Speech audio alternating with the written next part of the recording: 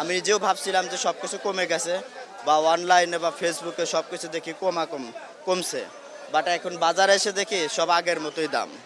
এটার আসলে বাজারে এটা প্রতিপক্ষ দেখা উচিত, কিন্তু ওই যে কয় দাম কমছে, কিন্তু এটা শিউর না, কমে না।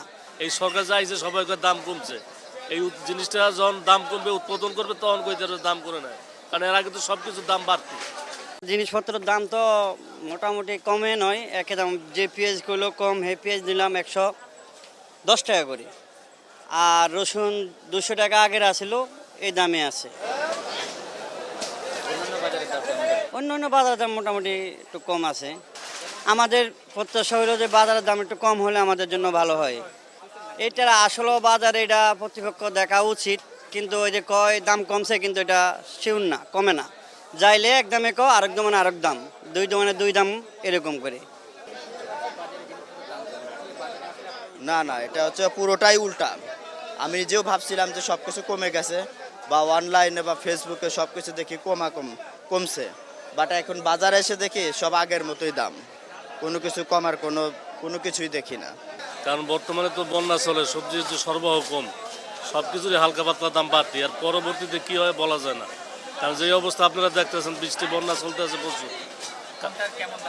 টমেটো ইন্ডিয়ান 150 থেকে 160, শসা দেশিটা 80 থেকে 70-50, আপনার লতি 80 থেকে 70-50, পটল 50-60, করলা 80-70, কাঁচামরিচ আমরা বেশি নিয়ে ওটার দাম জানি না। সিজিঙ্গার দুন্দুল মোটামুটি 70-80 টাকা কেজি, 50-এর নিচে আবার এসে মাল নাই আর কি বর্তমানে। এই তো প্রায় এক সপ্তাহ ধরে একই অবস্থা আছে। আর যে মালের দাম যে কমবে, আপনার সব কিছুর দাম কমলে মালের দাম এরপরে 2 মাস পরে, কারণ গাড়ি ভাড়া কমে নাই, তেলের দাম কমে নাই, সার ওষুধের দাম কমে নাই। এই সরকার চাইছে সবাইকার দাম কমছে, এই জিনিসটা যখন দাম কমবে উৎপাদন করবে তখন কইতে দাম করে নেয়, কারণ এর আগে তো সব কিছুর দাম বাড়তি।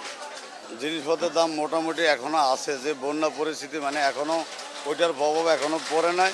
হয়তো আরও 2-1 দিন গেলে মানে রৌদ্র উঠলে মানে ওটার প্রভাব পড়বে। এখনও মানে আপনার আগের মতনই আছে। যেন বর্তমানে শসা 50 থেকে 60 টাকা কেজি, বেগুন লম্বা যেটা এটা হলো আপনার 90 থেকে 100 টাকা কেজি, গোল বেগুনটা 100 থেকে 120 টাকা কেজি, আর হলো আপনার চিচিঙ্গা 40 থেকে 50 টাকা কেজি, ভেন্ডি 40 থেকে 50 টাকা কেজি, পটল 40 থেকে 50 টাকা কেজি।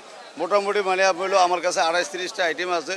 50-60 টাকার ভিতরে মানে প্রয়োগ করা সম্ভব, খালি 2-3টা আইটেম ছাড়া। মোটামুটি এখনও সবজি ভালো সরবরাহ আছে এবং আপনার বিক্রিও আছে, আমাদের কাস্টমারও আছে মোটামুটি আলহামদুলিল্লাহ।